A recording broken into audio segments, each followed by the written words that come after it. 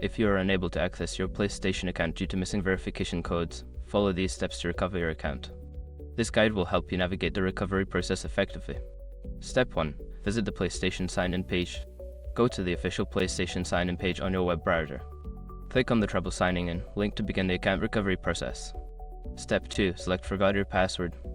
On the sign-in page, choose the option that says Forgot Your Password. Enter your email address associated with your PlayStation account and submit the request. Step 3. Check your email. Look for an email from PlayStation with instructions to reset your password.